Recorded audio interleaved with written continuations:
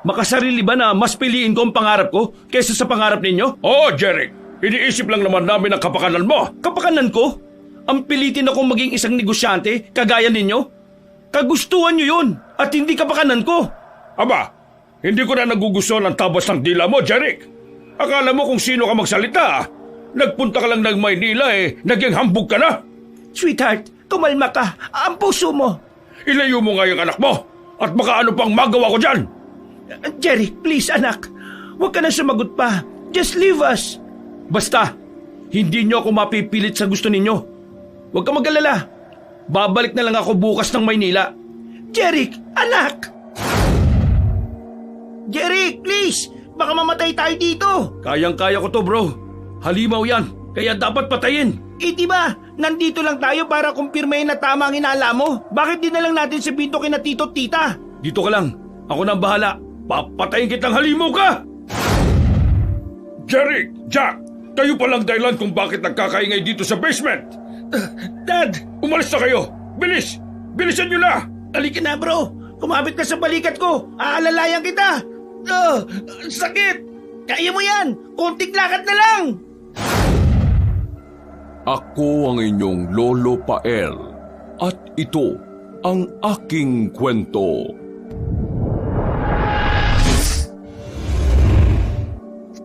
Alonso! Nandito na ang anak natin! Ay, Jerry anak! I missed you so much, iho! Bakit hindi ka man lang nag-text? Alam mo bang sobrang nag-alala kami ng daddy mo sa'yo? Nako, ikaw lang yan, Alonso. Alam mo bang hindi makatulog ang mami mo kagabi? Kakaisip kong nakasakay ka na ba sa aeroplano kung safe bang nakalapag ang sinasakyan mo? Pasensya na po, lowbat po ako eh. Pagod na pagod din po ako. Kaya gusto ko po sana magpahinga muna. Pwede na po ba akong magpunta sa kwarto ko? Ay kumain ka na muna, iho. Nakahanda na naman ang almusal kaya sumabay ka na sa amin. Busog pa po ako, ma'am. Oy sige. Sasamahan na lang kita sa kwarto mo. Hindi na sumagot pa si Jeric. Ayaw niya sana umuwi para magbakasyon, lalo na't pinipilit siya ng ama niya na pag-aralan ng pagnenegosyo. Pero dahil sa pakiusap ng ina, napilitan siyang umuwi. Pagkapasok nila sa kwarto, bumungad sa kanila ang malawak at kulay kremang silid. Alam kong na-miss mo ang kwarto mo. Marami ang binago ko dito kasi binata ka na eh. Hindi na bagay sa iyo ang Batman theme na kwarto. Ano, nagustuhan mo ba anak? Opo ma'am, salamat ha. Anak, I hope na pag-isipan mo ang sinabi ng daddy mo last time. Tungkol po saan? I know you knew it. Gusto ko sinamin na may pagpatuloy pa ang negosyong nasimulan namin. Dahil ito ang bumubuhay sa atin. Ayokong dumating ang panahon na kapag matanda na kami ay babagsak ang negosyo dahil wala nang mag-aasikaso nito. Ma'am, kung nandito ka lang para pag-usapan ang bagay na yan, can you please leave me alone? Okay. Kung ayaw mong pag-usapan ito ngayon, pag-usapan na lang natin ito next time, anak. Okay, I'll go ahead. Bumuga ng malalim na paghinga si Jeric dahil labag talaga sa loob niya ang kagustuhan ng magulang niya. Bigla namang tumunog ang cellphone niya. Ang pinsan niya na si Jack ang tumatawag. Kaya agad niya itong sinagot. Hello bro, ano, napatawag ka? Ang sabi ni Tita Alonza, nandito ka na raw. Bakit di mo man lang ako tinawagan, di sana nasundo kita. Ay, sorry bro Sasabihan naman talaga kita na nandito na ako. So, anong plano mo ngayon? Inuman? Sige bro. Mamaya, magpapahinga lang ako saglit. Medyo napagod ako sa mahabang biyahe. O sige, puntahan na lang kita mamaya dyan pagkatapos kong ihatid ang girlfriend ko. Miss you bro! Corny nito. O siya, sige na. Bye! Pagkapatay niya ng tawag ay nilagay niya ang kanyang cellphone sa kama tsaka humilata. Pero ilang minuto lang ang lumipas ay nakaramdam siya ng uhaw kaya lumabas siya para uminom ng tubig. At narinig niya ang kanyang mga magulang na nag-uusap. Pagkatapat niya sa silid nila, Paano ba naman kasi ang anak mo? Sobrang tigas ng ulo. Masyado makasarili. Gusto niya siyang nasusunod lagi. Hindi niya iniisip na lahat ng ginagawa naman natin para sa kanya. hayaan mo na muna siya makapag-isip. Sigurado kong magbabago din ang isip nun. Sa ngayon dapat mas maging maingat tayo. Lalo na ngayon na hindi pa natin alam kung paano ipapaliwanag kay Jeric ang ginagawa natin para mapanatili ang swerte ng negosyo. Ma'am? Dad? Ay, Jeric, kanina ka pa ba dyan? Makasarili ba na mas piliin ko ang pangarap ko kaysa sa pangarap nyo? Oo, Jeric. Dahil iniisip lang naman namin ang kapakanan mo. Kapakanan ko? Ang pilitin akong maging isang negosyante kagaya nyo? Kagustuhan nyo yun at hindi kapakanan ko. Aba, hindi ko na nagugustuhan ng tabas ng dila mo, Jeric. Akala mo kung sino ka magsalita. Nagpunta ka lang ng Maynila naging hambog ka na. Sweetheart, kumalma ka. Ang puso mo. Ilayo mo nga yung anak mo at baka ano pang magawa ko dyan. Jeric, please, anak. Huwag ka na sumagot pa. Just leave us. Basta hindi nyo ako mapipilit sa gusto nyo. Huwag ka mag-alala. Babalik na lang ako bukas sa Maynila. Jeric, anak! Hindi na pinakinggan ni Jeric ang ina at agad na umalis. Naglakad siya papunta sa kusina at pagkarating ay kumuha ng isang basong tubig sa ref. Ininom ito at saka huminga ng malalim upang pakalmahin ang sarili. Pagkatapos ay nagpunta siya sa sala. Sumalubong naman ang pinsan niyang si Jack na kararating lang. Hey bro! Nandito na ako! I miss you bro! Oh, akala ko mamaya ka pa. Bored ako Okay. O so ano na? Inuman na tayo. Saan ba? Ako na ang bahala. May malapit ditong inuman. Katapat lang ng punerarya dito. Ha? Wala bang mas malayo? Nakaka-suffocate na kasi dito Wala ko. Di kayo okay ni Tito, no? You're right. Parang gusto ko na lang bumalik ng Maynila bukas Dati ka bang abnoy? Kararating mo lang tapos uwi ka na? Porque mayaman ka na nagsasaya ka na ng pamasahe Sino ba kasing gustong manatili dito? Hindi ko hawak ang sarili kong buhay, bro. Alam mo, iinom na lang natin yan. Tara na. Bumuga ng malalim na paghinga si Jeric, tsaka naglakad palabas ng bahay at sumunod naman ang pinsan niya. Nakasalubong nila ang kanyang ina na baka sa mukha ang pagtataka kung bakit sila lalabas ng bahay. Jack, nandito ka pala. Bakit hindi mo lang kita nakitang pumasok sa loob? Tita, wala po kasi kayo kanina tsaka nakabukas na po yung pintuan kaya pumasok na po kaagad ako. Okay. Teka, aalis ba kayo? Mag-iinom lang po sana. Wag po kayo mag-alala. Light lang pong iinumin namin. Pang chill lang.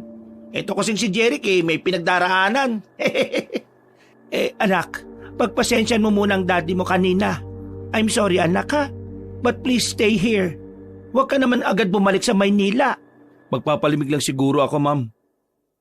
Tita, alis na po kami siya, sige. Mag-iingat kayo. Agad na umalis ang dalawa at naglakad papunta sa isang maliit na resto bar. Malapit sa punerarya na pagmamay-ari ng pamilya nila. Nag-order sila ng isang bucket ng beer at sisig para sa pulutan. Sunod-sunod naman tinungga ni Jeric ang laman ng bote. Uy! Hinay-hinay lang! Hindi ka maubusan, bro! Ewan ko. Hindi ko alam kung ano ba yung nararamdaman ko, bro. Kapag nandito ako, pakiramdam ko, nasusuffocate talaga ako Wala akong sariling buhay. Wala akong sariling desisyon kasi lagi na lang nilang kinokontra gusto ko. Na hindi nga nila magawang sumuporta sa pangarap ko Tapos, gusto nila na maging negosyante ako. Utya naman Ano ba kasing nangyari, bro? Pinipilit nga nila ako na pag-aralan yung negosyo nila. Ako daw dapat ang sumunod sa yapak ni Dad. Alam naman nilang hindi ko hilig ang pagbibusiness Musika ang gusto ko, bro. Pero hindi nila kayang suportahan yun Alam mo, naiintindihan kita. Pero naiintindihan ko rin yung daddy mo. Siyempre, nag-iisa ka lang nilang anak. Iniisip nila na kapag matanda na sila at hindi na kaya ng katawan nilang patakboy ng negosyo, pwedeng bumagsak yun kapag walang nag-asikaso. Malulugi. So, anong gusto mong gawin ko? Papayag na lang ako sa gusto nila kahit iba naman ang pangarap ko?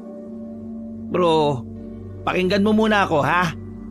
pwede naman na habang nandito ka pa sa probinsya, pagbigyan mo sila. Alam mo yun? Ang ibig ko sabihin, kapag nakabalik ka naman sa Maynila, babalik ka rin naman sa dati mong buhay. Bakit di mo subukang pagbigyan sila? Para naman kahit ilang buwan lang makaayos kayo ng daddy mo. Maging okay kayo. Kasi yan ang gusto ni Tita Alonce. Paano kung hindi ko magustuhan? Paano kung hindi ko talaga kaya? Walang masama na sumubok. Kung hindi talaga kaya, di tigil mo. At least, sinubukan mo, di ba? Nakita nila na nag-effort ka. Pero real talk lang kasi ako, bro.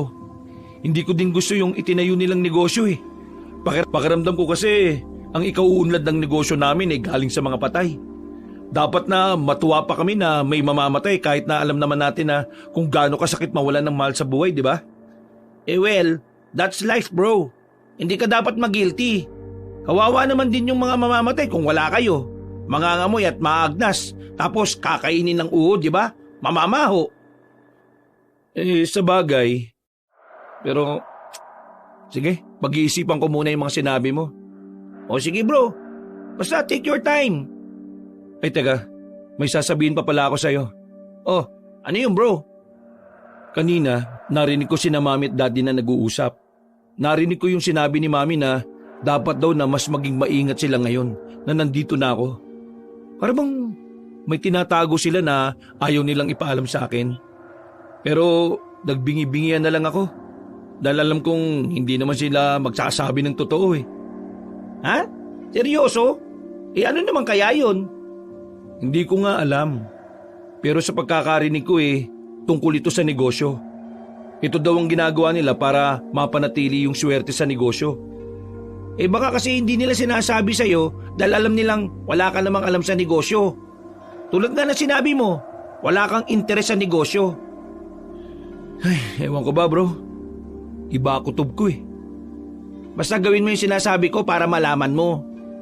Tulad nga ng sinabi ko, pag-iisipan ko muna bro. Kinaumagahan, nagising si Jeric na medyo masakit ang ulo at walang maalala kung paano siya nakauwi. Bumangon siya at dumiretso sa banyo para maligo at maibsa ng init ng katawan. Habang naliligo, biglang sumagi sa isip niya ang pag-uusap nila ni Jack nung gabi. Bigla namang tumunog ang cellphone niya kaya dali-dali niyang tinapos ang paliligo para sagutin ang tawag. Good morning bro, kumusta? Ang over ba kagabi? Ikaw ba yung nagatid sa akin pa uwi? Aba, hindi Baka yung kambal ko. Loko-loko ka talaga. Pero alam mo, nakapag-isip-isip ako dun sa sinabi mo kagabi at nakapag-desisyon na ako. Anong desisyon mo? Papayag na ako. Hindi dahil sa gusto ko kundi dahil gusto ko talagang malaman kung ano yung tinatago ng mga magulang ko. So mag-iispiya ka lang, ganon? Siyempre hindi. Tulad nga ng sinabi mo, susubukan ko na pag-aralan yung negosyo nila. Basta kung ano man ang plano mo, sabihan mo lang ako I'm one call away. O siya, pupuntahan ko muna si Cindy sa bahay nila. O sige bro, ingat ka. Pagkababa niya ng tawag ay agad siyang nagbihis at lumabas ng kwarto. Nadatnan naman niya ang kanyang mga magulang na nag-uusap sa sala. Thank you so much, sweetheart. Sa wakas, kumpleto na ang mga alahas na koleksyon ko. Sa susunod, gusto ko naman bag, ha? Sige sweetheart. Bilin mo lang ang gusto mo at ako nang bahala sa lahat. The best ka talagang asawa. Oh, anak, gising ka na pala. Good morning, Mom. Good morning, Dad. Good morning din. Naparami yata ang inom mo kagabi. Si Jack na nagatid sa'yo sa kwarto mo Oo nga po, Ma'am. Tungkol nga pala kahapon, gusto ko po sanang humingi ng tawad. Alam ko pong masyado ako nagpadala sa emosyon ko. Ay nako, okay lang yan anak. Hindi ka rin naman namin mapipilit. No, Ma'am. Papayag na po ako sa gusto nyo. Gusto ko pong matutunan kung paano patakbuhin ang negosyo ng pamilya natin. Ano? Tama bang narinig ko? Gusto mong sumunod sa yapak ko? Gusto mong tumulong sa negosyo ng pamilya natin? Opo, Dad. Napaisip po ako na baka kailangan ko lang po subukan pag-aralan ng negosyo. Salamat naman sa Diyos at naliwanagan na ang isip mo, iho. I'm so very happy, son. Nakakatuwang marinig mo na sa iyo yan, anak. I'm sure, hindi ka magsisisi. Lahat ng mga naimpundar namin at pangarap namin ay para sa iyo, anak. Alam ko naman po na ginagawa niyong lahat para sa akin. Sadyang gusto ko lang po tumayo sa sarili ko sana mga paa. Mamaya, sumama ka sa akin sa punerarya. Ipapakilala kita sa mga empleyado bilang anak ko. At bukod pa dyan, para malaman mo na rin ang kalakaran at mga proseso ng ating negosyo. Bihira ka kasi nilang makita kaya hindi ka nila kilala. Sige po, Dad. Masaya ako sa desisyon mo, anak. Don't worry. Hindi ka namin ipipressure na matuto kagad. Thanks, Mom. O paano? I'll go ahead. Puntahan ko lang muna si Jack and I'll be back later. Okay. Don't be late, son. Kailangan before 5 p.m. nandito ka na. Opo, Dad. Agad na umalis si Jeric at tinawagan niya si Jack. Hindi pa nagtatagal ang pagriring ay sumagot naman kagad ang kanyang pinsan. Bro, napatawag ka uli. Hindi mo ba ako pupuntahan dito? Nababagot na ako, bro eh. Inuman na naman ba? Puro ka na lang alak ang iniisip mo. So ano? Babae naman. Alam mo naman na may girlfriend na ako. Seriously, bro. May sasabihin talaga ako sa'yo. Ano nga yun? Nag-usap na kami ni Dad. Sabi ko sa kanya, susubukan ko ng pag-aralan ng negosyo na pinapatakbo nila para sumunod sa yapak niya. Uy, mabuti naman. Ano bang sabi niya? Natuwa ba siya? Tuwang-tuwa, bro. Kanino ko lang siya nakita na ganun kasaya at ka-proud sa akin.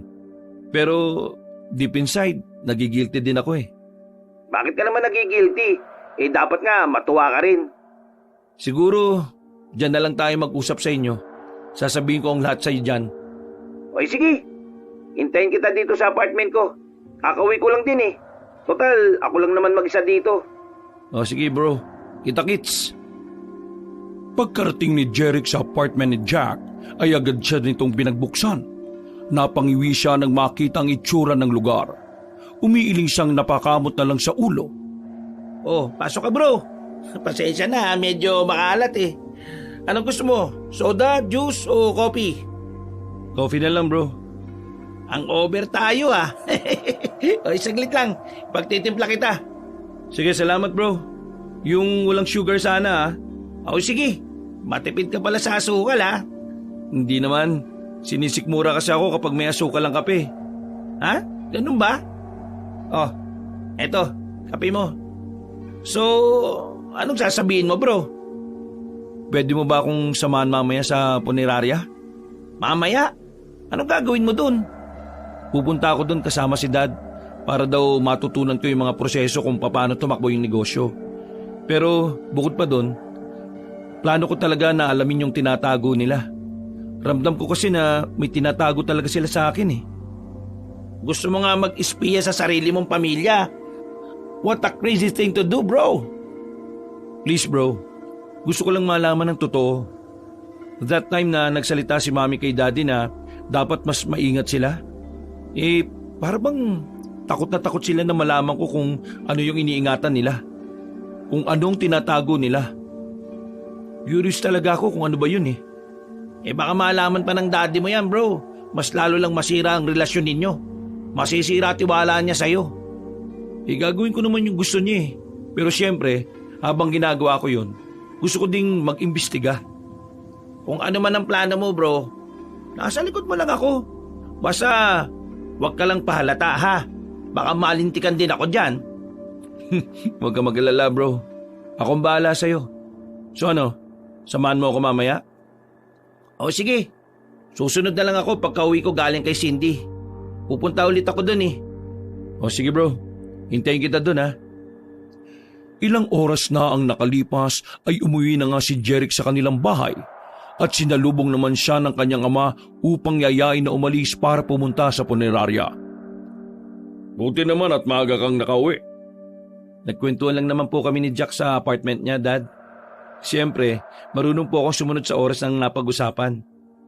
Well, good. O siya, let's go, iho. Sweetheart, Halika na! Sige na, mauna na kayo. Susunod na lang ako. May hinihintay pa kasi akong delivery ngayon eh. O sige, tutuloy na kami ha. Agad silang nagpunta sa punerarya na ilang metro lang ang layo mula sa bahay. Pagdating nila doon, binati sila ng mga empleyado at ipinakilala siya ng kanyang ama bilang nag-iisang anak. At balang araw ay magpapatakbo sa negosyo. Sa loob, napatitig si Jeric sa mga bangkay habang pinapanood kung paano ini-inject ang formalin gamit ang embalming machine. Teka lang Dad, yan ba talagang negosyo natin? Oo, Jeric. Araw-araw maraming namamatay kaya paldo-paldo ang ating negosyo. Karamihan sa kliyente natin ay sa ibang lugar pa.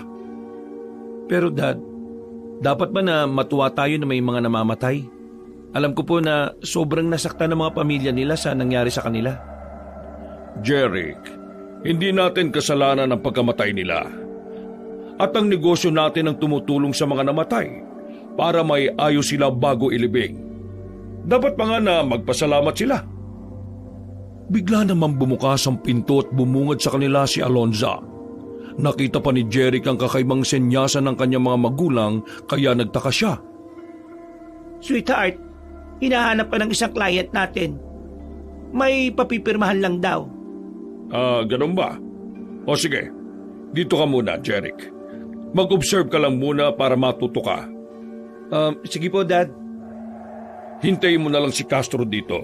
Papupuntahin ko siya dito para mag-assist sa iyo. I'll go ahead. Okay po Dad. Pagkalabas ng kanyang ama ay hindi naman siya naging kumbinsido sa sinabi nito. Kaya dahan-dahan niyang binuksan ang pinto at sumilip. Narinig naman niyang nag-uusap ang mga magulang kaya pinakinggan niya ang mga ito ng maigi. Sweetheart, gutom na ang alaga natin. Kailangan na natin maganda ng alay para sa kanya. Sige, sabihan mo si Alberto na ihanda ang isang bangkay. Ha? Alaga? Anong alaga? Bakit kailangan maganda ng bangkay? Anong gagawin sa bangkay? Tara na, sweetheart. Tawagan mo na rin si Castro para mag-assist kay Jeric dito. Baka kasi hanapin niya ako at magduda siya kung nasan tayo. Ako nang bahala, sweetheart. Anong tinatago niyo sa akin? Anong alaga? Bakit kailangan maganda ng alay? Agad na umalis ang mag-asawa at nakita niya silang pumasok sa isang silid. Ikinagulat pa niya ang pinto ng silid na tila sinadya ang disenyo para hindi mahalata na pintuan yon. Habang nakasilip ay bigla namang tumunog ang cellphone niya. Pagkatitig niya ay nakita niyang tumatawag si Jack kaya agad niyang sinagot ang tawag. Bro, andito na ako sa kulinarya. Nasaan ka ba? Teka bro, dumiretso ka lang papasok. Nandito ako sa embalming room. Bilisan mo. Okay, sige. Nagmamadali ka ba? Kailangan ko sundan sila mami at daddy. Bilisan mo na. Okay. Papunta na dyan. Ilang sandali pa ay dumating si Jack. Humahangos pa ito at pawis na halatang nagmamadali sa pagpunta.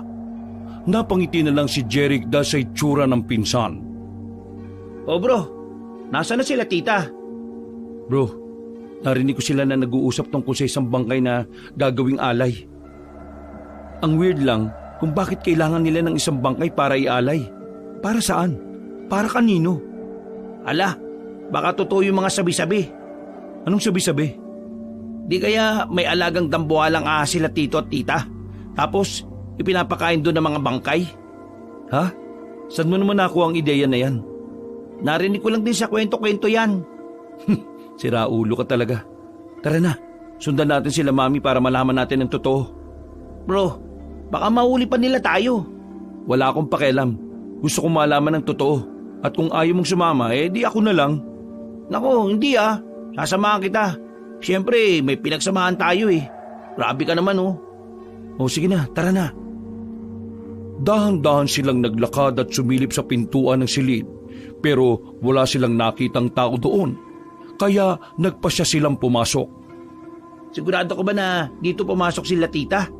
Oo, sigurado ako bro. Halika na, dahan-dahan lang ha. Kinakabahan ako bro. Paano pag nahuli nila tayo? Anong sasabihin mo? Anong ipapalusot natin? Relax lang. Ako nang bahala, bro. Wala naman tao dito eh. Wala ring ibang labasan. May ganito palang sikretong silid dito? Oo, kaya nagtataka rin ako, bro. Halika, may nakita ko. Ano yan? Bakit may malit pang pintuan dyan? Di ko nga alam pero susubukan kong buksan. O sige, ano ba kasi itong ginagawa natin? Ito, nabuksan ko na, bro.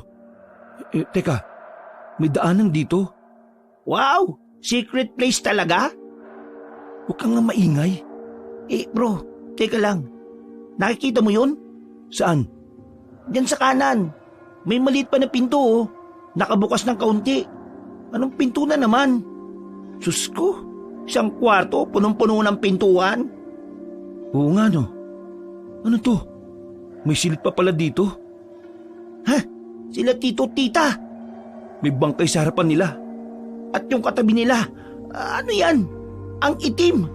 Ang balat parang basang tuwalya na kulubot. Sobrang haba ng ngipin. Isang hayop na hindi ko pa nakita sa buong buhay ko. Bro, yung mga mata niya, kulay abo, walang itim. Para siyang aswang. Sigurado ka ba dyan, bro? Teka, isa-search ko sa phone ko. O sige. Ay ito, aswang na sigbin bro. Tingnan mo oh. So, aswang ang inaalagaan nila? Pero ano yung ginagawa nila? Pakinggan mo si Daddy, may sinasabi siya. Isa yata yung ritual bro. Tingnan mo oh, nakakatakot yung nilalang na yan. Kasalukuyang binibigkas ni Danilo ang orasyon at inabot niya ang bangkay sa sigbin. Agad itong sinunggaban ng aswang. Pagkatapos ay pinalitan ni Danilo ng katawan ng saging ang higaan ng bangkay at saka pinahiran ng dugo at inurasyonan ng sabulag. Ilang segundo pa ay nanlaki ang mga mata nila nang maging bangkay ito ng tao na kamukha ng bangkay na ipinakain sa halimaw. Langyang yan. Kita mo yun? Paano naging bangkay ng tao kanina katawan ng saging? Hindi ako makapaniwala, bro. Anong pinagkagawa nila? Bakit sila nag-alaga ng aswang? Yan siguro yung sinasabi nilang pampaswerte bro. Putsang ina. Baka yan pa yung ikapahamak nila eh. Teka, kakausapin ko sila. Uy bro, wag dito. Baka matrigger mo lang yung aswang at magalit pa. Kung gusto mong kausapin sila tungkol dito, abay mamaya mo na gawin. Halika na, umalis na tayo dito. Pero bro, please bro, makinig ka sa akin, tara na. bumugha ng malalim na paghinga si Jeric at sumunod na lang sa pinsan. Pareha silang pawis na pawis pagkalabas sa silid na yon dahil sa tensyon at kaba. Sasabihin mo talaga sa kanila yung nakita mo? Oo bro, sasabihin ko sa kanila para matigil na yung ginagawa nila. Baka sa huli niyan yung pa ikapahamak nila. Yan yata yung ginagamit nilang pampaswerte bro Kaya pala biglang nag-click at umunlad yung negosyo nila tito at tita. Pero lahat ng swerte may kapalit na kamalasan. Kaya tama na rin na sabihan mo sila tungkol sa nakita natin kanina. O sige, uwi na ako bro. At tawagan na lang kita. Sige bro, tawagan mo kagad ako kapag nagka-problema ha. I'm just one call away. O sige na. Salamat. Nang makauwi ng bahay si Jeric ay napakulot ang noo sa pag-iisip. Gulat na gulat siya nang makitang nasa bahay na nila ang kanyang mga magulang. Di ba nasa punerarya lang sila? Paano nila ako naunahan dito? Anong ginawa nila sa basement? Bakit doon sila lumabas? Anak, nandito ka na pala. Kumusta? Itinuro ba ni Castro ang lahat ng proseso sa loob ng punerarya? Opo, Dad. Good. I'm happy na nagkaka-interest ka na rin na patakbuhin ang negosyo natin. Soon malalaman mo pa ang lahat. Anong lahat, Dad? I mean, everything you need to know about our business. Kung paano mas mapabuti ito. Pero sa ngayon, wag muna nating i-pressure si Jeric, sweetheart. Of course. Mom, Dad, magpapahinga na po muna ako. Hindi ka ba sasabay sa amin kumain? Mamaya na lang po ako kakain, Mom. Gusto ko lang po muna magpahinga. O siya, sige anak. Pagkapasok ni Jeric sa loob ng kwarto niya, ay biglang tumunog ang cellphone niya. Sinugot niya uli ang tawag nang makita ang pinsan ng kumukontak sa kanya. O bro, nakauwi ka na ba? Nasabi mo na ba kila tita? Hindi pa bro, O akala ko ba sasabihin mo? may nadiscovery ako at gusto ko makumpirma kung tama bang hinala ko. Anong hinala bro? Kanina, nakita ko sila mami at daddy na lumabas sa basement. Eh di ba, nauna tayo umuwi? Ibig mong sabihin, diyan sila dumaan sa basement? Ang iniisip ko ngayon, baka may daanang nakatago sa basement papunta sa puninarya at doon nila nilulusot yung aswang. So, anong plano mo ngayon? Pupuntahan ko yung basement para makumpirma kung tama hinala ko. Eh, isasama ako. Hindi kita pwedeng pabayaan na mag-isa lang, no? Baka nandun nga yung aswang at mapahama ka pa. Hindi, kaya ko na to bro. Magiging maingat naman ako eh. Kahit na, hintayin mo ako dyan. Ako nang bahalang gumawa ng rason kila tita at tito kung bakit dyan ako matutulog. O sige bro, salamat.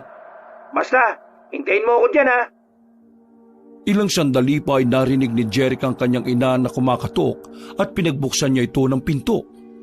Hindi na nabigla si Jeric nang makitang kasama ng kanyang ina si Jack. Jeric, anak, nandito si Jack. Dito daw muna siya magpapalipas ng gabi. Kung okay lang sa'yo dito sa kwarto mo na lang siya matutulog dahil magulo pa ang guest room natin eh. O bro, pwede ba akong mag-sleep over sa kwarto mo? Ha?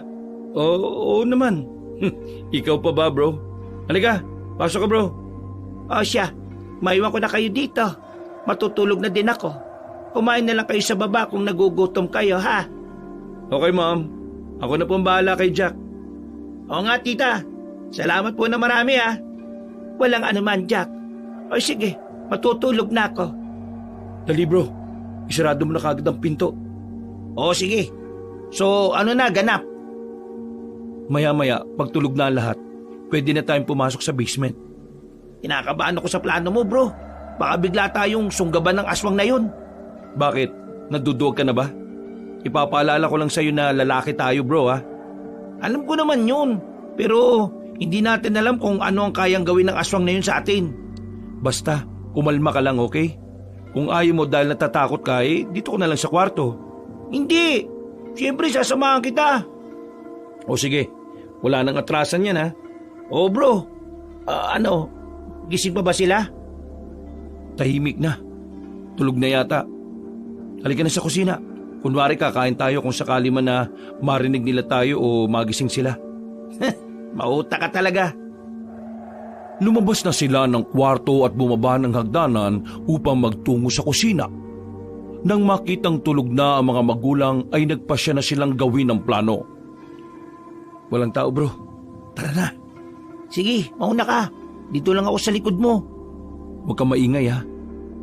Bro, ang dilim naman dito. Malakas ang kutob ko na nandito yung alaga nilang aswang. Pero anong gagawin mo pag nakita mo nga na nandito? Basta, sumunod ka lang sa akin. Ang baho bro, parang may patay na hayop. Kung nandito yung sigbin, tatapusin ko na siya. Bro, teka lang. Baka trap to. Delikado. Kung trap man to, di harapin natin. Huwag kang duwag bro.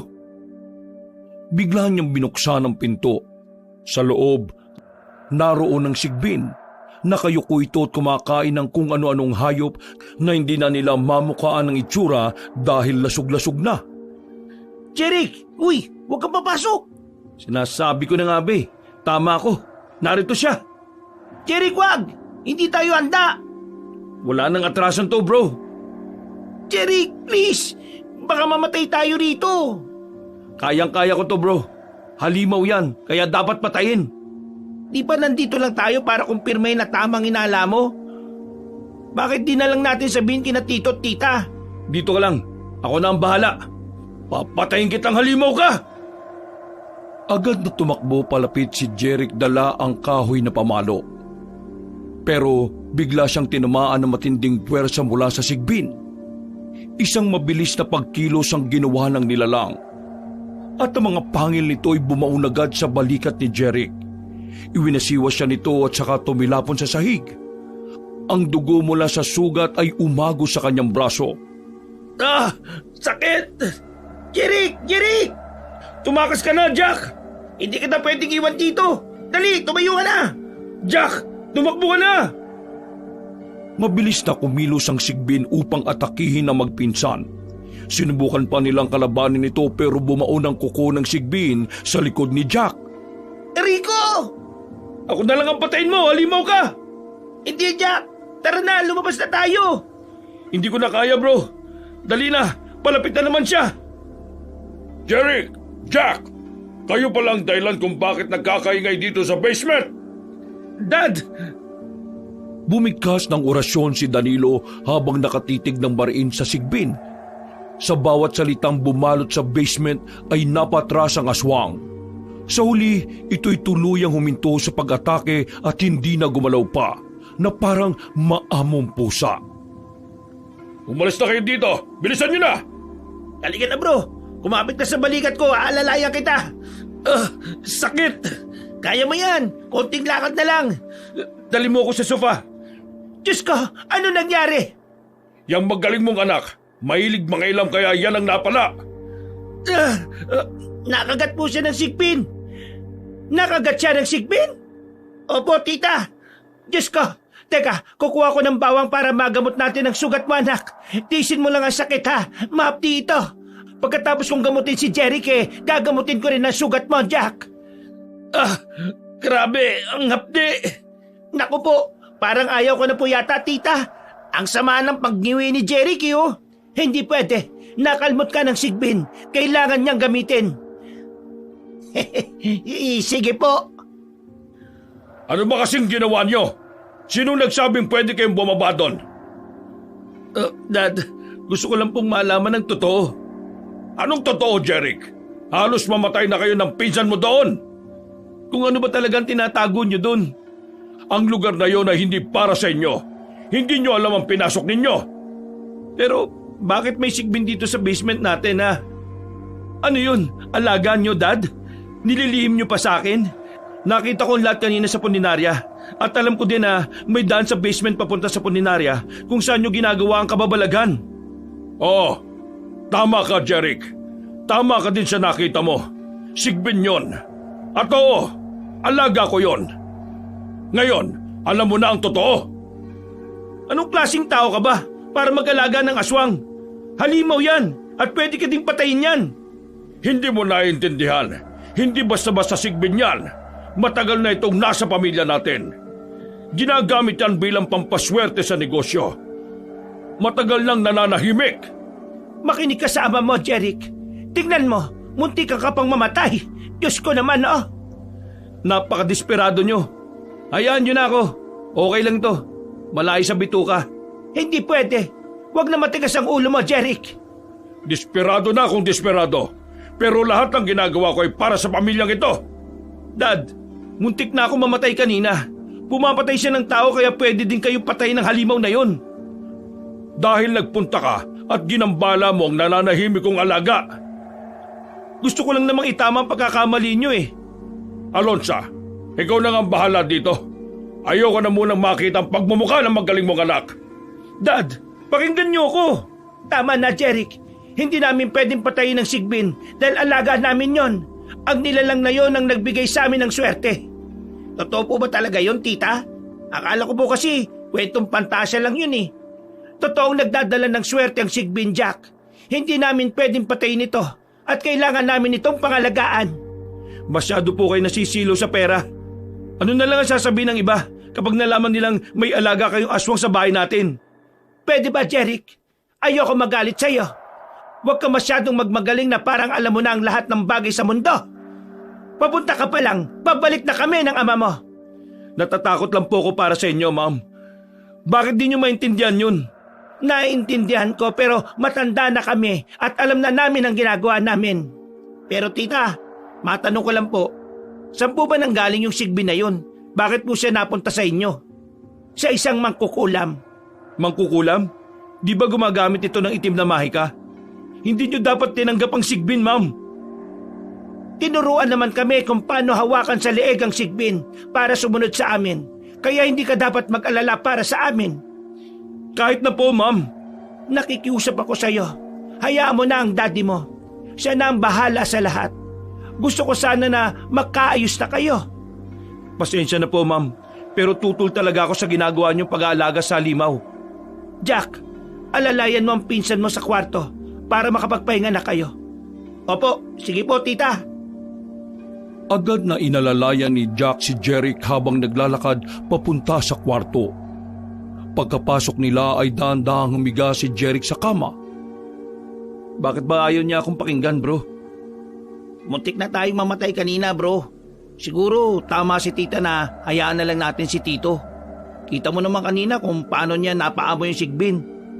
Kaya sa tingin ko, hindi siya sasaktan nito. Ewan ko ba, bro? Pero gusto kong hanapin yung mangkukulam na nagbigay sa kanila ng sigbin. Gusto ko siyang pakiusapan na bawiin ang ibinigay niyang halimaw sa mga magulang ko. Mahirap yata yan, bro. Pupuntahan at hahanapin mo pa sa bundok ang bahay niya. Kailangan ko sumugal dito sa planong naiisip ko.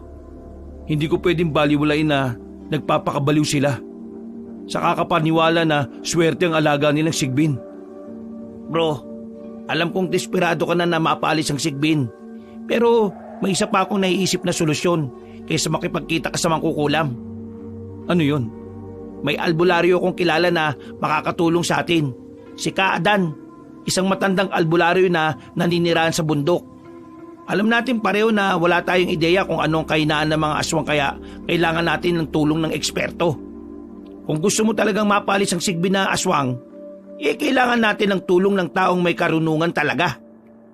Sa bagay, tama ka. Sige, puntaan natin ang sinasabi mong albularyo. Sige bro, pupuntaan natin siya bukas. Sa ngayon, magpahinga ka na muna at magpagaling. Naknan tinapay talaga oh. Mahapdi yung sugat ko eh. Saglit, may medicine kit ba kayo rito? Kukuhanan lang kita ng pain reliever. Nandun, sa cabinet. O sige, kukuha lang ako para makainom ka at makatulog. Sige bro, salamat. Oh, eto na. Panigurado naman na gagaling ka na dyan. Nilagyan na ni tita ng bawang kanina eh. Kaya siguradong mahapdi talaga. Ang alam ko, bawang ang kinatatakutan ng mga aswang. Yan ang napapanood ko sa TV. Eh di, pwede natin yung gamitin para mapalayas ang sigbin. Oo, pero sabi mo nga, hindi tayo eksperto. Kaya kailangan muna nating puntahan yung sinasabi mong albularyo. O sige bro, o siya, matulog na tayo. Kinabukasan ay maagang nagising si Jeric at ginising na rin niya si Jack nang may marinig siyang ingay sa labas. Ha? Ano yun? Oo nga bro, tara, labasin natin. Bakit nagtatalo yata si na mom at dad? Tara, lapitan mo na. Mom? Dad?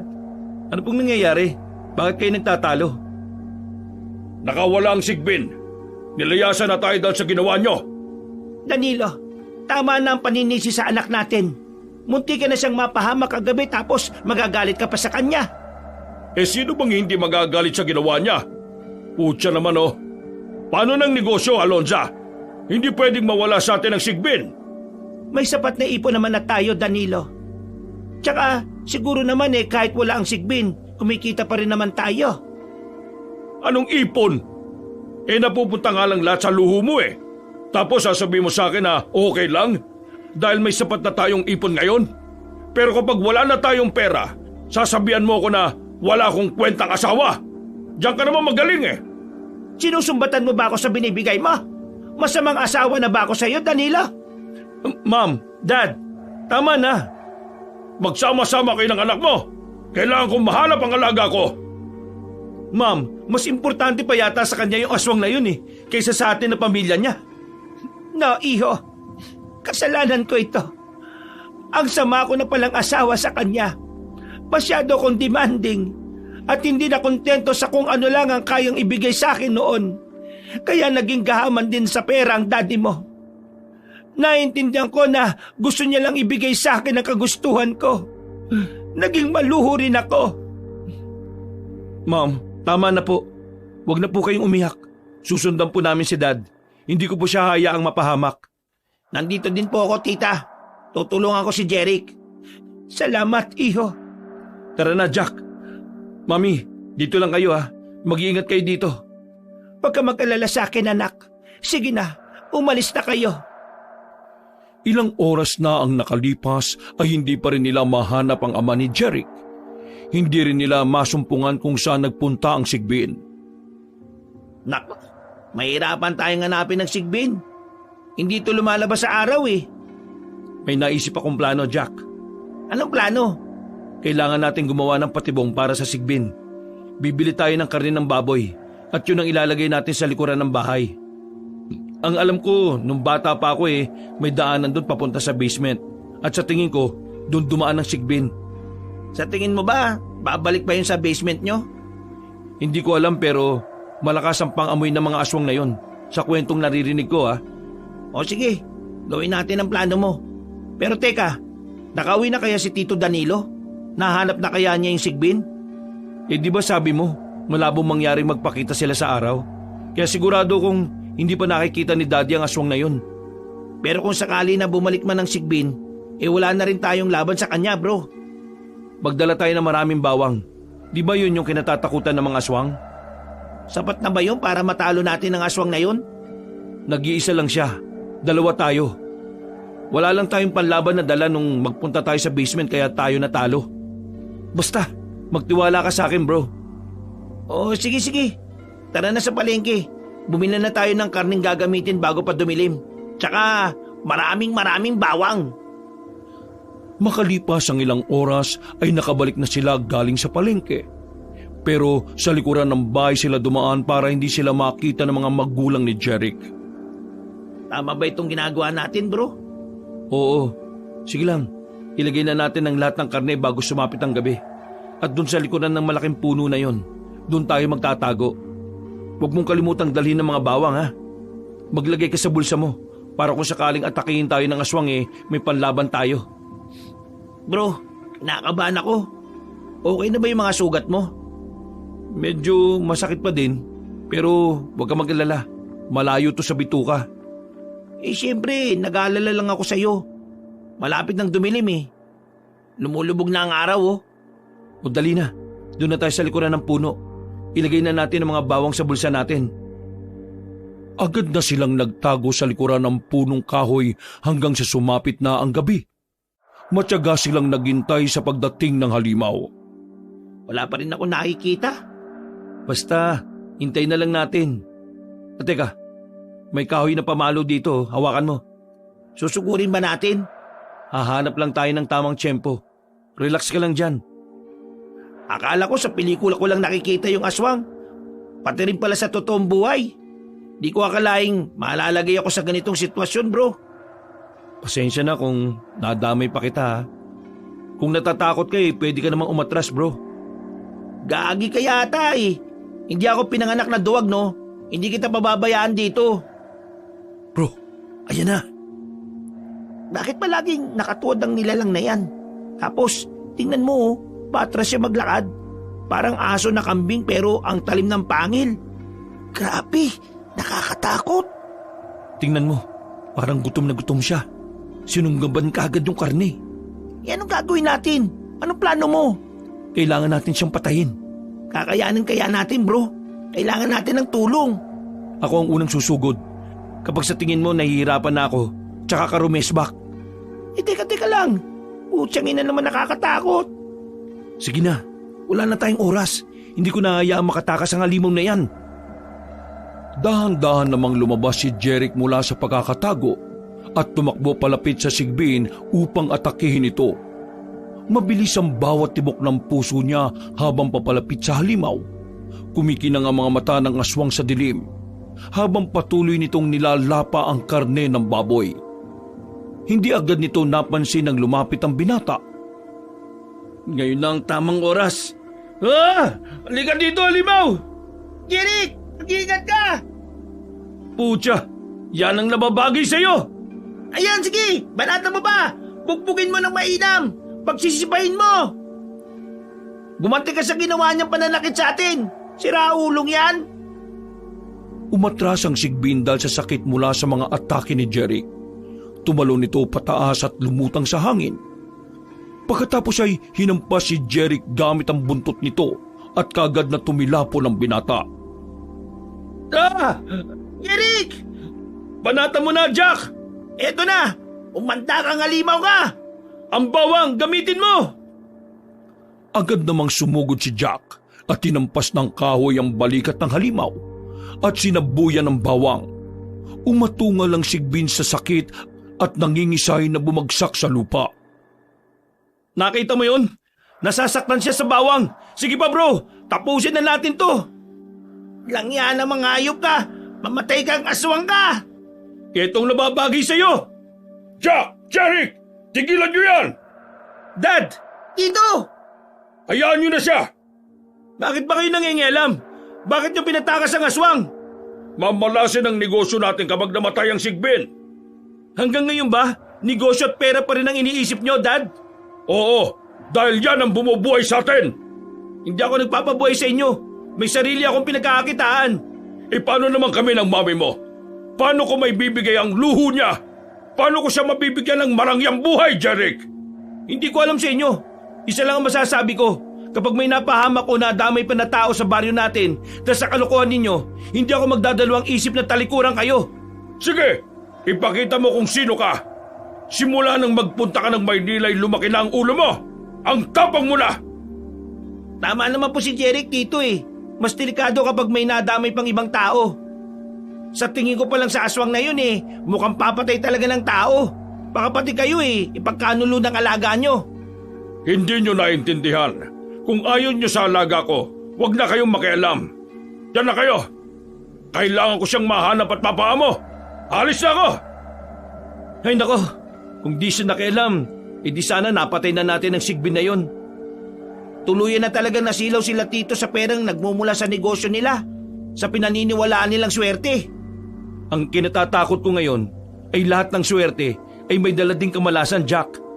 Subukan mo kumbinsin si tito bago pa mahuli ang lahat. Nagpasya nang umuwi ang dalawa. Pagdating nila sa bahay ay sinalubong naman sila ng ina ni Jeric. Baka sa mukha ng ginang ang labis na pag-aalala nang makita sila. Anong ginawa niyo sa Sigbin? Bakit nagkasugat-sugat ang katawan nun? Sinabi na naman ni Daddy sa inyong nangyari, no? Nakita ng dalawang mga mata ko, Jeric. Kayo ang may kagagawan nun. Pinatakas na nga namin eh. Kaya dapat maging masaya na si Dad. Ah! Boses ni Daddy yun ah. Sa basement, bro. Danila! Langya, binalik niyo sa bayang Sigbin? Oo, anak. Tara, Jack. Kumuha ka ng pamalo sa gilid. Nagmamadali silang bumaba sa basement. Nakita nilang sinusunggaban ng Sigbin si Danilo. Pilit namang hinaharang ni Jeric ang halimaw para hindi na atakihin ang kanyang ama. Sinabuyan na magpinsa ng bawang ang halimaw kaya bagya itong umatras. Pagkatapos ay sumugod sila gamit ang pamalong kahoy. Pero tinamaan sila ng buntot ng Sigbin at tumilapon sa pader. Ah! Langya! Lakas nun ah! Putik! Parang bakal ang buntot niya, bro! Jeric! Jack! Umalis na kayo dito, ma! Kami na ang bahala dito! Umalis na kayo ni Daddy! Habang bumabangon sina Jeric at Jack, muling umatake ang Sigbin. Tumilapon silang muli sa lakas nito.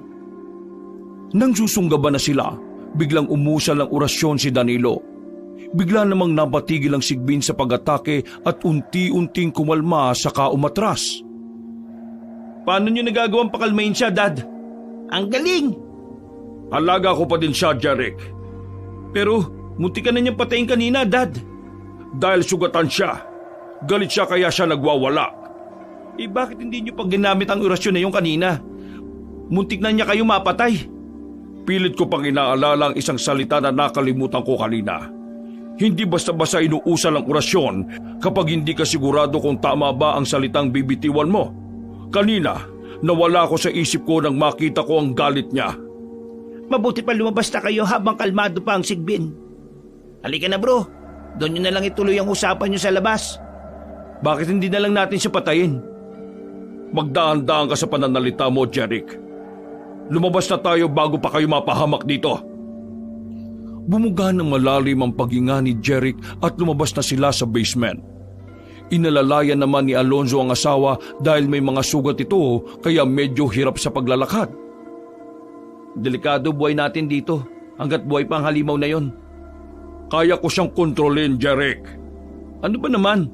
Muntik na nga kayo mamatay kanina kung hindi kami dumating. Nagwawala lang siya dahil sa sugat na ibinigay niyo sa kanya. Kaya nga, sa ngayon kalmado pang aswang na yun. Pero paano kung bigla na naman siyang magwala? Paano kung mapahamak na naman kayo ulit? Nakita mo naman kanina, hindi ba? Napakalma ko ang alaga ko. Tama na yan. Tigilan nyo na ang pagtatalo. At ikaw, Jack, umuwi ka na. Hindi po ako uuwi, tita. Hindi ko po iiwan si Jeric dito. Nag-aalala po ako sa pinsan ko. Sige, kung yan ang gusto mo. Sweetheart, halika dito at gagamutin ko ang sugat mo. Tita, dali na lang kaya natin siya sa malapit na klinik. Hindi pwede. Anong sasabihin ko doon? Nakagat ako ng aso? Magkaiba ang aso sa sigbin at alam namin kung ano ang gamot dito. Tara na sa loob, Jack. Hayaan mo na sila dyan. Kaya na nilang sarili nila. Sige, tito, tita. Sasamahan ko lang po si Jeric sa kwarto niya. Pagkapasok nila sa loob ng silid ay nagubad ng damit si Jeric. Saka itinapon ito ng marahas sa kama. Inis na inis siya sa mga magulang kaya napahilamos na lang siya ng muka gamit ang 2 palad.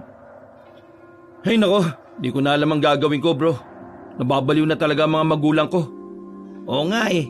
Akalain mo yon, muntik nang mamatay si Tito kanina, pero hindi niya pa rin magawang patayin ng aswang na yon. Pati din tayo muntik na mapahamak eh. Pero ang sigbin pa din ang iniisip nila. Paano kung may iba pang tawang mapahamak dahil sa kabaliwan nila? Sa paniniwalang pampaswerte ang halimaw na yon. Yun din nga ang iniisip ko. Malakas ang kutob ko na mag-aasik ng kasama ng aswang na yun. Ako din naman, kaya hindi kita magawang iwan dito sa mansyon. Hindi na kayo ligtas dito eh, dahil may halimaw sa loob ng bahay nyo. Salamat talaga bro ha. Salamat sa lahat ng tulong mo. Wala yung bro. Teka, saglit lang, tatawagan ko muna si Cindy. Marami pala siyang missed calls. Mag-aanap na lang ako ng irarason ko sa kanya. Sige bro.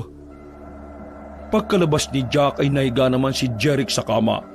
Dahil sa inis, hindi niya namalayang nakatulog na pala siya. Naalimpungatan naman siya nang biglang bumukas ang pinto ng kwarto niya. Uy bro, okay ka lang? Okay lang ako. Akala ko kasi... Akala mo Sigbin. Nagka-trauma ka na yata bro. Puntaan natin yung albularyo na sinasabi mo, Jack. Gusto ko magkaroon ng sagot ng mga tanong sa utak ko. Hindi ako kampante at malakas ang kutob ko na malalagay sa kapamakan ng buhay ng mga magulang ko dahil sa sigbin na yun. Sige bro, parang dali siya ikakapanatag ng loob mo. Bukas na bukas aalis tayo. Kinabukasan ay naglakad na sila papunta sa bukid kung saan nakatira ang albularyong kilala ni Jack. Pagdating nila sa maliit na kubo nito, ay kagad silang kumatok. Tao po! Tao po! Bro, sigurado ka bang dito ang bahay niya? Oo bro, sigurado ako. Sino kayo? Ano kailangan niya? Kaadan, nandito po kami para humingi ng tulong sa inyo. Ano bang may tutulong ko sa inyo? May alaga pong sigbin ng mga magulang ko at gusto ko po sana na patayin ito dahil naniniwala ako maaaring mapahamak ang buhay nila kapag ipinagpatuloy pa nilang pag-aalaga sa halimaw. Muntik na nga po mamatay yung tatay ko sa kamay ng sigbin kung hindi po kami dumating. Sige, pumasok muna kayo. Sa loob natin pag-usapan yan. Sige po, maraming salamat po. Eto, umupo kayo. Totoo ba ang sinasabi mo, iho? Kaadan, 2 beses na po namin pinagtangka ang patayin ito pero nabigo kami. Pinoproteksyonan ng ama ko ang halimaw na yon. Ang sigbin ay isang nilalang na hindi gawa ng Diyos. Gawa ito ng kadiliman. Isang hayop na espiritual na alaga ng mga mangkukulam o aswang. Hindi siya basta-basta hayop. Kalag ito, kaluluwa ng isang nilalang na isinakripisyo. Sinong mangkukulam kaya ang nagbigay ng nilalang na ito sa iyong ama? Hindi ko rin po alam eh. Sabi po ng mga magulang ni Jeric, pampaswerte raw ito. Totoo po ba yun?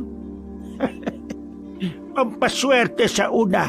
Oo, pwedeng magdala ng yaman, pero may kapalit. Kaluluwa ng inosente, kamalasan at kamatayan. Hindi nagbibigay ng biyaya ang Sigbin. Ninanakaw nito ang buhay ng iba upang buhayin ang swerte ng kanyang amo. Ganun nga po nangyari, kaya pala ang mga bangkay ginagawa nilang alay sa halimaw na yon. Para pong nababaliw na sila sa pagsamba sa halimaw na yun eh. Pati ako, ayaw ko nang matulog sa takot na baka umatake ito ulit. Pansin mo bang patras ito kung maglakad? Kayang-kaya ka nitong patayin kung gusto ka nitong kunin. Mas malakas ito kapag hindi mo siya hinaharap. Doon ito mas mapanganib. Paano po ba ito pinapatay? Sinabuyan po namin ito ng bawang pero parang nasanay na yata ang katawan niya. Kaya hindi na siya tinatablan. Hindi sapat ang bawang lamang, iho. Hindi ito pwedeng barilin. Hindi rin kayang saksakin ng ordinaryong kutsilyo. Kailangan ng itak na pinadugo sa ilalim ng buwan. Isang orasyon sa tubig. At kailangan mo itong atakin lagi ng harapan. Pero higit sa lahat, kailangang may isa sa mga magulang mo ang bumitaw sa pag-aalaga sa halimaw. Pero ayaw nila eh. Kahit na muntikan na kaming mamatay. Masyado silang nabaliw sa ideya na pampaswerte ito. Kinokontrol ng Sigbin ng mga magulang mo. Huwag mong hahayaan ito bago pa maging huli ang lahat. Teka, kaya po ba nitong kontrolin ng mga magulang ko? Oo, kapag masyado ng matagal ang ugnayan nila, nagiging parang pamilya na nila ang Sigbin. At kapag ganun na, hindi na nila kayang iwan ito. Para na silang alipin na hindi nila alam. Paano namin sila may liligtas? May isasagawa kong ritual para simulan ng putol kadena. Bago natin simulan ng ritual, kailangan muna kayong malinis hindi lang ang katawan nyo, kundi ang kalooban ninyo. Ano pong ibig niyong sabihin? Kailangan wala kayong kinikimkim na galit, takot o pagdududa. Dahil kapag may alinlangan, doon sinasalakay ng Sigbin ng kahinaan. Kailangan nating simulan ng paglilinis. Paano po ang paglilinis? Gagawan ko kayo ng tubig na may dahon ng alagaw, asoge at langis ng nyog. Habang nililinis ang katawan ninyo, kailangan yung banggitin ng orasyon. Isa-isang hakbang ito. Dito muna sa bukid gagawin. Huwag kayong babalik sa bahay ninyo nang hindi pa natatapos ang ritual. Anong orasyon ba yan, Kaadan? Itong libro na ito ang gagamitin ninyo. Nandito ang mga salitang kailangan nyong sambitin.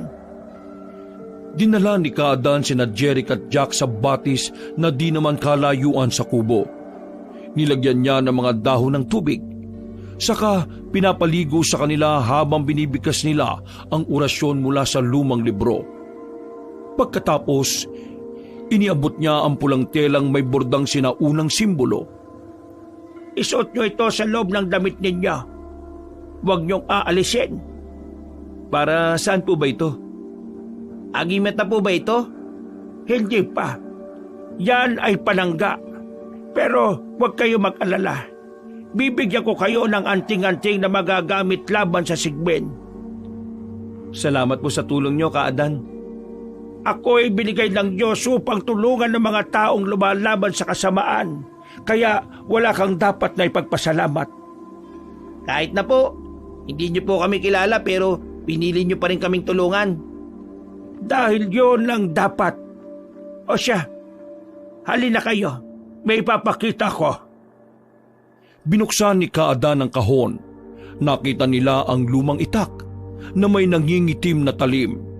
Pero alam ni Jeric na matalim yon dahil sa maganda ang pagkakahasa. Itak na pinadugo sa kabilugan ng buwan. Hindi ito basta-bastang itak.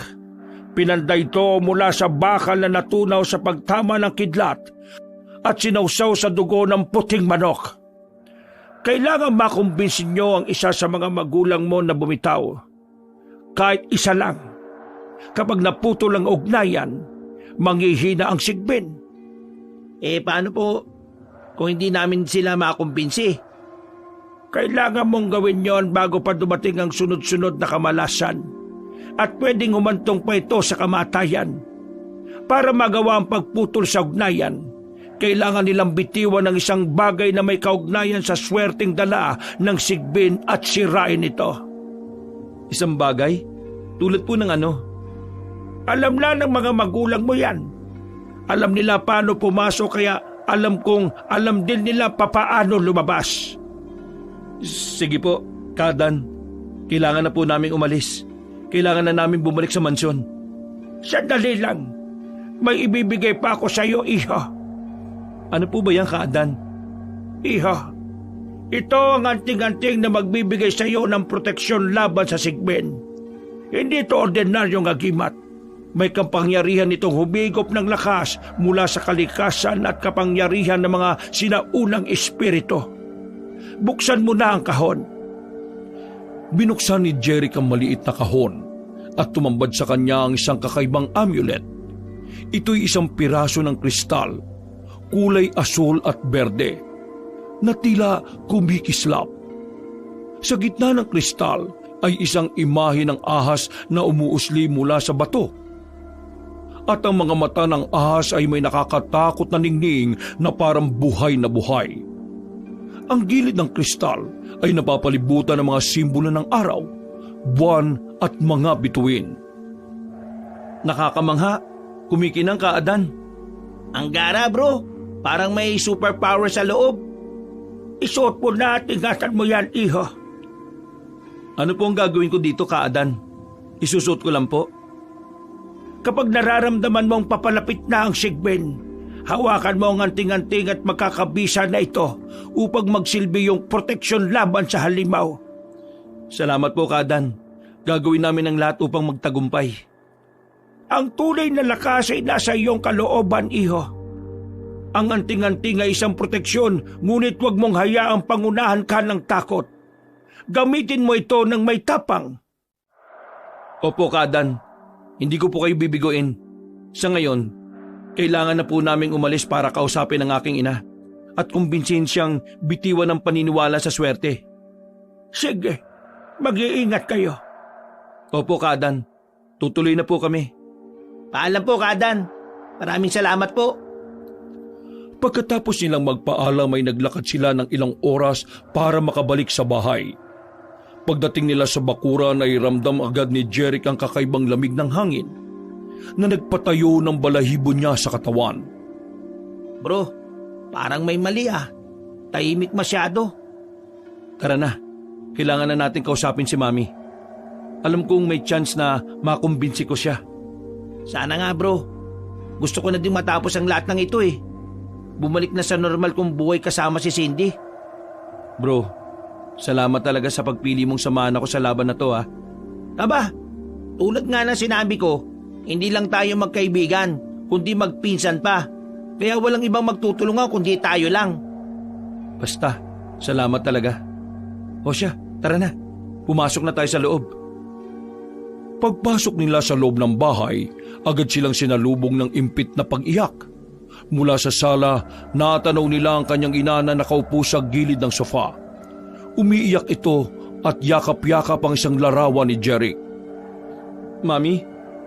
Anak, ikaw nga yan. Diyos ko, akala ko na paano na kayo. Akala ko iniwanan mo na kami ng daddy mo. Ano bang nangyari sa inyo? Bakit kayo umiiyak? Kanina lang kami nag-away ng papa mo dahil sa Sigbin. Ha? Nag-away po kayo dahil sa Sigbin? Oo, anak. Hindi ko na alam kung ano pa ang gagawin ko. Sinabihan ko siya na palayain na ang Sigbin. Nag-alala na ako sa inyo. Kung nasan kayo. Hindi ko na alam kung ligtas pa kayong dalawa. Tama po kayo, ma'am. Kaya nga po kami bumalik dito para sabihin sa inyo yan. Kailangan nyo na pong bitiwan ng pag-aalaga nyo sa Sigbin. Oo, anak. Gusto ko sanang sukuan ito dahil nagwawala na ito sa kulungan niya. Wala na itong naidudulot kundi panganib. Pero ayaw ng daddy mo, anak. Ayaw niyang makinig. Para sa kanya, ang Sigbin ay bahagi na ng ating tagumpay at yaman. Ayaw niyang mawala yung kapangyarihang hatid nito. Kailangan natin kumbinsin si Tito. Kung hindi, lalala pang lahat. Mami, ito pong ibinigay sa amin ni Kaadan. Hindi po ito basta-basta alahas. May kapangyarihan na ito para protektahan ako. Pero sabi ni Kaadan, kailangan isa sa inyo ni Papa ang bumitaw sa ugnayan sa Sigbin.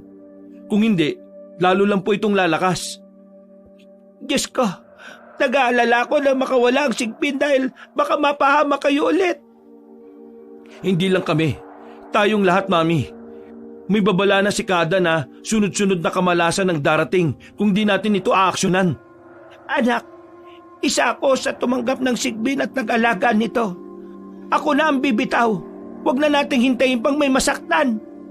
Bro, paano kung sunugin na lang natin yung basement na kinalalagyan ng Sigbin? Hindi pwede. Dahil kapag nagkaroon ng sunog ang bahay, maaalarma ang mga taga-baryo. Pupuntahan tayo ng mga tao dito, pati na din ng mga pulis. Magkakaroon ng investigasyon at sa tingin mo, maniniwala sila sa Sigbin? Bukod pa doon, ay ang makakapatay lamang sa aswang na yon ay ang ibinigay ni Kaadan sa atin. Napatigil naman sila sa pag-uusap nang tumunog ang cellphone ni Alonza. Nagsabi ang ginang sa dalawa na sasagutin lang ang tawag.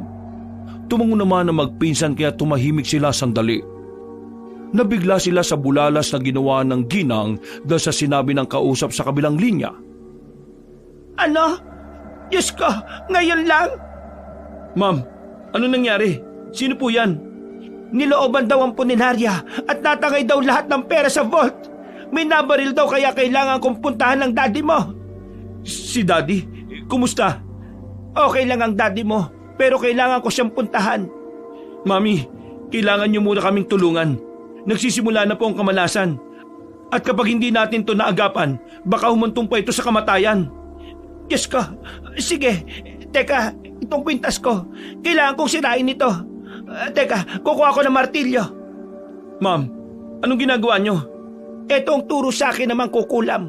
Kailangan kong isakripisyo ang isang bagay na may kaugnayan sa Sigbin kung gusto kong kumala sa pag-aalaga. Kailangan kong sirain ito para maputol ang ugnayan ko sa kanya. Ito pala sinasabi ni Kaadan. Isang bagay ang kailangan isakripisyo na may kaugnayan sa Sigbin.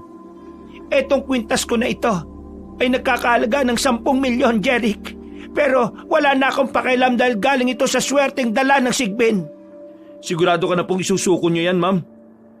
Sa ngalan ng aking kaluluwa at ng dugong ginamit sa kasunduan, ako'y bumibitaw sa ugnayan. Hindi na ako tagapangalaga.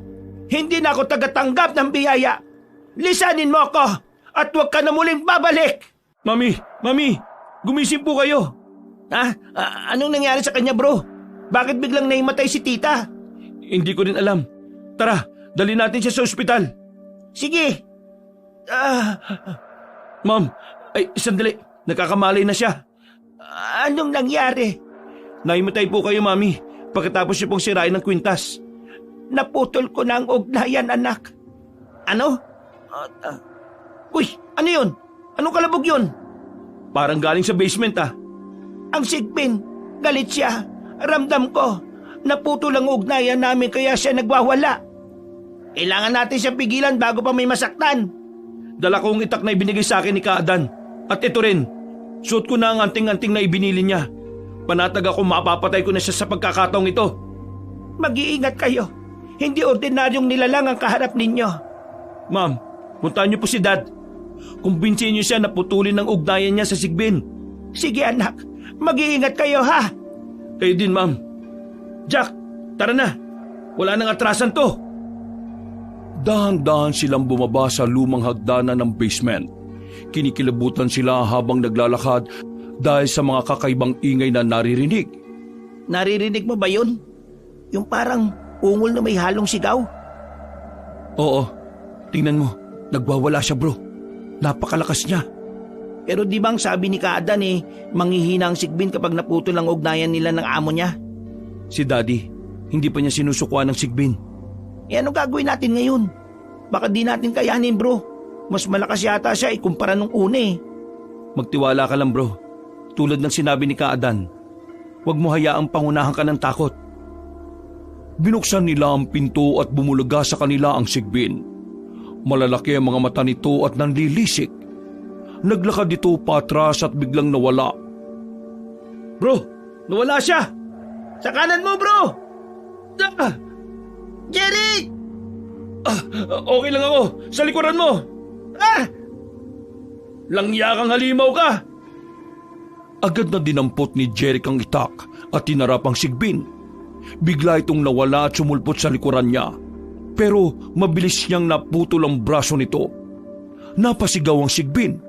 Yumanig ang buong basement. Bro, tapusin mo na! Mamamatay kang halimaw ka! Bro, sa likod mo! Ah! Tuminapon siya sa pader dahil sa hampas ng buntot ng halimaw. Maya-maya'y pumulupot ito ng maigpit sa katawan ni Jack. Jeric! Hindi ako makahinga! Bitiwan mo siya! Ako ang harapin mo, halimaw! Ang higpit, bro! Bilisan mo! Langya! Bitiwan mo siya! Bro! Jack! Sakit! Bro, kapit ka lang! Ako nang bahala! Umanda kang halimaw ka! Biglang binitiwan ng sigbin si Jack. Saka marahas na itinapon at tumama ang binata ng malakas sa dingding at saka bumagsak sa sahig. Langya! Jack! Okay lang ako! Tapusin mo na ang laban, bro! Para sa'yo to, bro! Sakit! Diyan ka lang, bro! Ako nang tatapos sa halimaw na to! Sumugod si Jeric. Hawak ng maigpit ang itak at suot ang kumikislap na anting-anting sa kanyang leeg.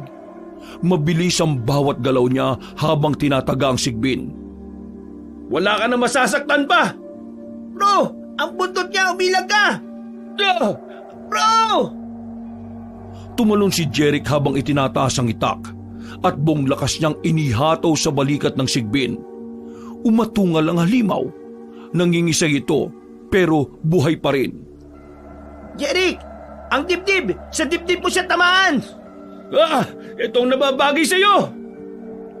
Kumislap ang anting-anting na parang nabuhay at nagpamalas ng kapangyarihan.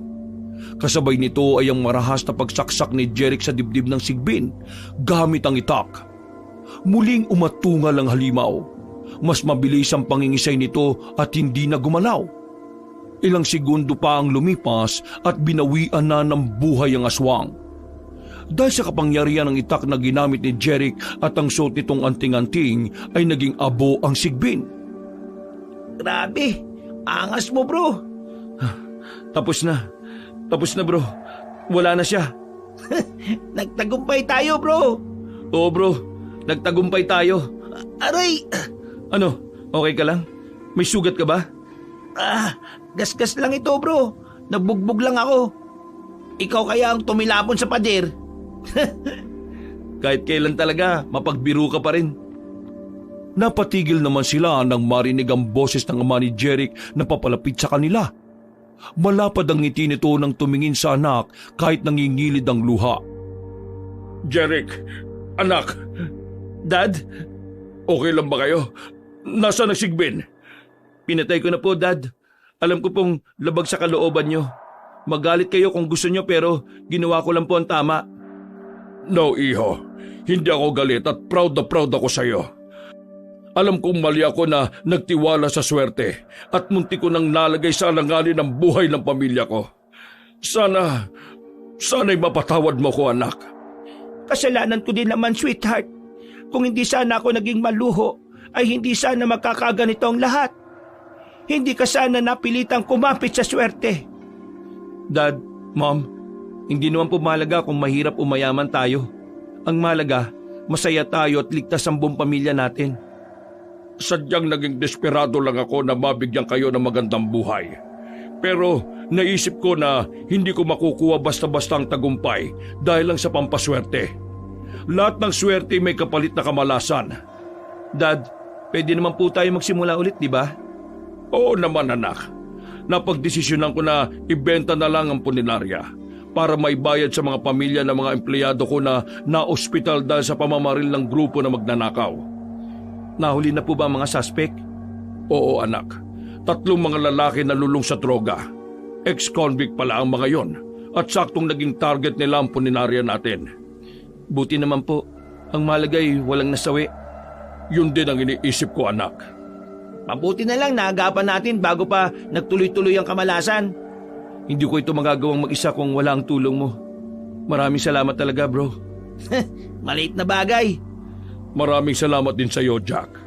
Welcome po, Tito. O siya, halina kayo para magamot na natin ang mga sugat ninyo. Hindi na daw kailangan ni Jack ng gamot, ma'am. Yakap lang ng girlfriend niya, okay na siya. Aba, siyempre. Pagkatapos ng nangyari ay lumipat na ang mag-asawa sa Maynila dahil yun ang hiling ni Jeric. Ibinenta nila ang kanilang bahay upang makapagsimula ulit ng simpleng buhay habang tinutupad ni Jeric ang pangarap niyang maging isang sikat na musikero. Natuto mag-asawa na suporta ng anak sa kung ano ang pangarap nito. Habang si Jeric naman ay nauunawaan din ang gusto ng kanyang mga magulang pagdating sa pagninegosyo. Kaya nang lumipas ang ilang taon at nakaipon siya ng pera, ay nagtayo siya ng restaurant para may pagkaabalahan ng kanyang mga magulang. Ang naging karanasan ni Jeric sa probinsya ay hindi niya malilimutan. Isa itong bahagi ng buhay niya na alam niyang hindi paniniwalaan ng iba. Pero may pinsan siyang palaging ginagawang kwentuhan ng tungkol doon sa tuwing sila ay nagiinuman. Malaki ang pasasalamat ni Jeric kay Jack dahil sa katapangan nito na samahan siyang harapin ng sigbin, ang una at huling aswang na kanilang naranasan. Wakas!